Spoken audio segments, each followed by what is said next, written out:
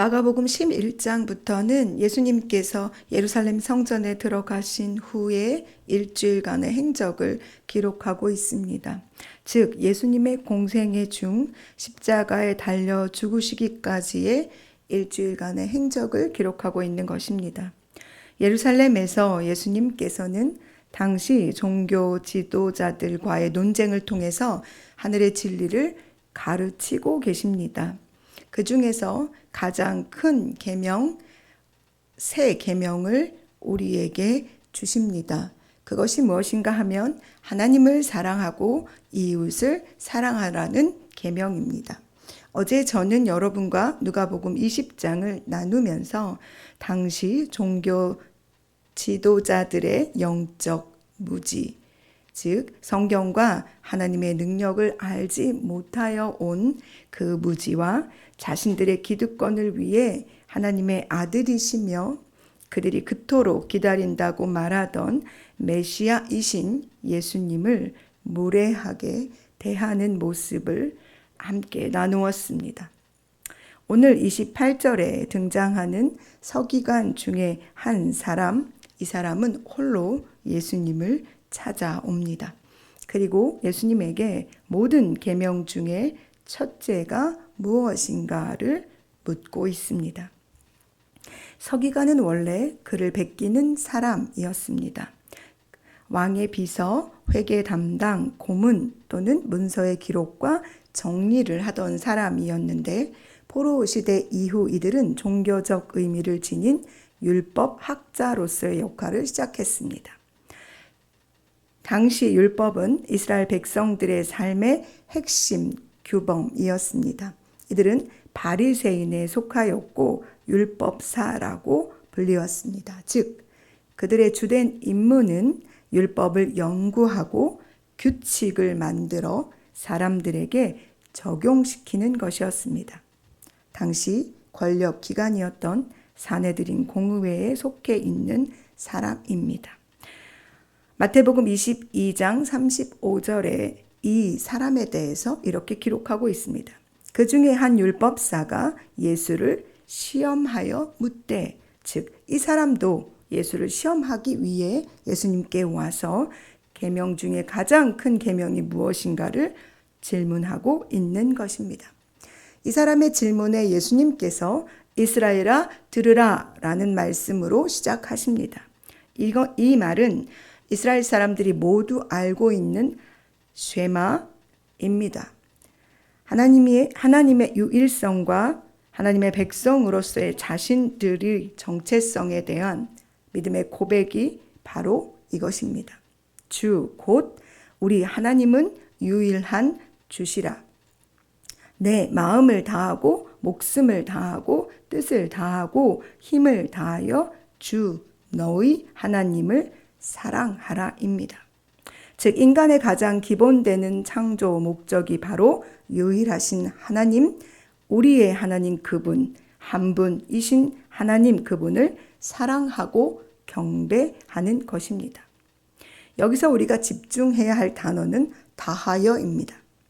다하여라는 말을 우리가 사용할 때는 어떤 것도 남겨두지 않고 몽땅, 모두라는 의미를 담아서 사용합니다. 무엇을 말하는 것입니까? 조금도 남겨두는 것 없이 전부를 다 써서 하나님을 사랑하라는 것입니다. 마음과 목숨, 뜻, 힘은 살아있는 생명체인 우리가 할 수 있는 것 모두를 말하는 것입니다. 정서적으로, 신체적으로, 영적으로 우리가 할 수 있는 모든 것, 살아있는 사람, 호흡하는 사람들이 할 수 있는 모든 것을 남김없이 다 사용해서 하나님, 나의 하나님, 바로 나를 창조하시고 나를 지금까지 이끌어 오신 나의 그 하나님을 사랑하는 것이 첫 번째 계명이라고 말씀하고 계십니다.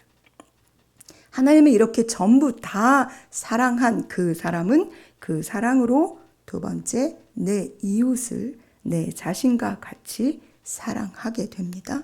이것은 그렇게 하는 것이 아니라 그렇게 해야 될 것이 아니라 하나님께서 주님께서 우리에게 명령하신 것이기 때문에 반드시 해야 하는 것입니다.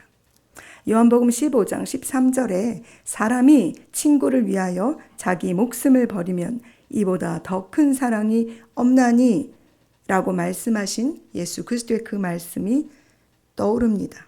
주님은 이렇게 말씀하신 대로 친구, 즉 우리를 위하여 목숨을 버리셨고 그리고 말씀하신 대로 십자가에 달려 죽으셨습니다. 하나님을 사랑하고 이웃을 나의 몸과 같이 사랑하는 계명을 우리에게 예수님께서는 주셨을 뿐만 아니라 스스로 그 계명을 지키심으로 우리에게 본이 되어 주셨습니다. 예수님의 말씀을 들은 서기관은 지혜 있게 대답합니다. 마음을 다하고 지혜를 다하고 힘을 다하여 하나님을 사랑하는 것과 또 이웃을 자기 자신과 같이 사랑하는 것이 전제로 드리는 모든 번제물과 기타 제물보다 낫다고 말이죠. 그 대답을 듣고 예수님께서는 내가 하나님의 나라에서 멀지 않도다라고 말씀해 주셨습니다. 하나님의 나라가 내 것이다 라고 말씀하신 것이 아니라 하나님의 나라가 내게서 멀지 않다고 말씀하셨습니다. 이 말씀이 저는 사도행전에 등장하는 고넬료의 모습을 떠올리게 했습니다. 하나님 앞에 기도하고 구제하기를 잘했던 고넬료에게 부족했던 것 하나, 주 예수 그리스도를 나의 복음으로 받아들이고 성령의 임재하심 앞에 서야 했던 그에게 베드로가 찾아가 예배하고 기도함으로 하늘로부터 성령이 임하셔서 그가 그리고 그 온 집이 예수를 구주로 고백했던 그 장면 말입니다. 하나님을 경외하고 기도하고 그분을 아나 우리 주 예수 그리스도 오직 하나님께 가는 유일한 그 길을 나의 구주로 나의 믿음으로 받아들이지 않는다면 하늘나라는 결코 지혜로만 머물러 있는 것이지 내 것이 될 수 없다는 사실을 우리가 기억했으면 좋겠습니다. 우리의 신앙의 핵심은 바로 마음을 다하고 목숨을 다하고 뜻을 다하고 힘을 다하여 나의 하나님을 사랑하는 것입니다. 어디 안에서요? 그리스도 우리 주 예수 안에서 말입니다. 그리고 하나님을 사랑하는 우리는 그 사랑으로 이웃을 사랑해야 합니다. 누구 안에서요? 우리 주 예수 그리스도 안에서입니다.